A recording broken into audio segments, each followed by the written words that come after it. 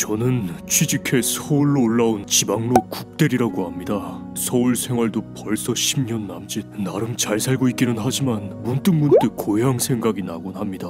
자주 가던 책방, 정말 맛있었던 김밥집, 교복점, 이발소, 정다운 풍경들 갑자기 생각나고 그리워져서 오랜만에 고향으로 내려가 보았습니다.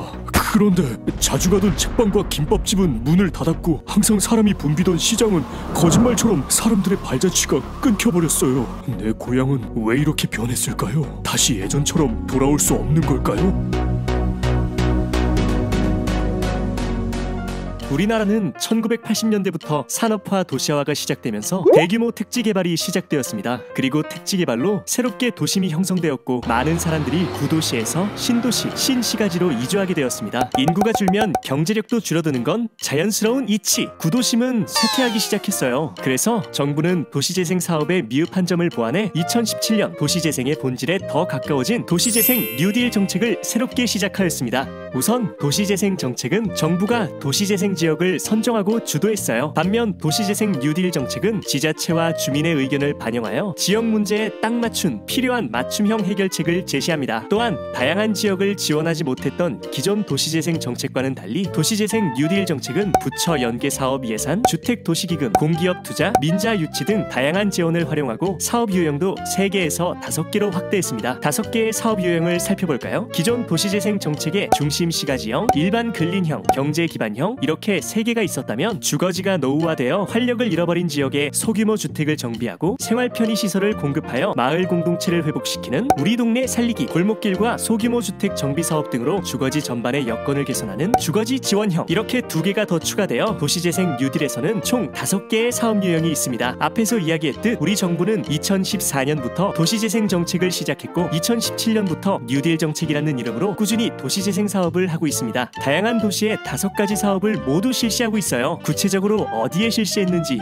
궁금하시죠? 우선 중심시가지형의 대표적인 사례로는 정읍시가 있습니다. 정읍시는 인구가 꾸준히 25% 이상 감소하고 있었고 건축된 후 20년이 지난 건축물이 70%가 넘었어요. 이런 마을을 살리기 위해 정읍시는 떡문화관, 쌍화차 체험관 같은 지역 특화 산업을 만들었습니다. 메이플 게스트하우스, 정읍 기억 저장소를 지어 전통과 원도심을 섞어 도시재생 관련 노력을 하고 있습니다. 포항시 북구 중앙도와 군산에도 중심시가지형이 적용되었습니다. 부산 동구 범일 이동은 일반 근린형 사례로 꼽아볼 수 있는데요. 부산 원도심의 쇠퇴와 맞물려 인구도 줄고 노후 건축물과 목조 건축물이 많아진 데다 주변으로 이동하기도 쉽지 않았죠. 이러한 쇠퇴를 해결하기 위해 원래 한복으로 유명한 지역의 특성을 살려 레츠고 플러싱 프로젝트를 진행하고 있습니다. 한복 디자인 기술연구소, 한복 패션 특화거리, 성아래 둘레길 등 전통과 미래가 만나는 곳이 되도록 노력하고 있습니다. 대구 서구 소목골과 광주광역시 양림마을도 일반 근린형이 적용된 곳입니다. 통영은 2015년 신화조선소가 문을 닫는 큰 위기를 맞았습니다. 조선소 근로자 5천여 명이 직장을 잃고 주변 주거지의 70%가 빈집이 될 정도로 극심한 쇠퇴를 겪었어요. 그래서 통영의 자연환경과 지리적 위치를 활용하기로 했습니다. 불이 꺼지지 않는 관광거점 통영마리나 24인데요. 다양한 경험을 24시간 제공하는 해양 관광거점을 만드는 게 목표입니다. 봉평 한배탄 마을기업과 사회적 약자를 돕기 위한 봉평 따뜻한 등대로 통영의 봉평 지역 주민들이 주도하는 개발이 되도록 지원할 예정입니다. 이번에 선정된 서울 동대문구 청량리동 회기동 일대도 기대를 모으고 있는 경제기반형 사례 중 하나입니다. 인천의 화수부두는 원래 우리나라의 3대 어항이었습니다. 그러나 새로운 부두가 생기며 활기를 잃었죠. 공가와 폐가가 늘고 사람들도 동네를 떠났습니다. 이런 문제를 해결하기 위해 공가와 폐가는 공동 텃밭과 임대주택으로 만들 예정입니다. 특히 임대주택은 원래 있던 공영주차장을 활용해 기능 복합형 공공임대주택으로 만들어지고 있어요. 또한 범죄 예방 환경 설계를 적용한 안전한 골목을 만들고 유휴 공간은 공동 녹지로 만들 예정이에요. 제주 곱들락한 신산모루 만드기와 제천시 영천동도 점차 살아나고 있습니다.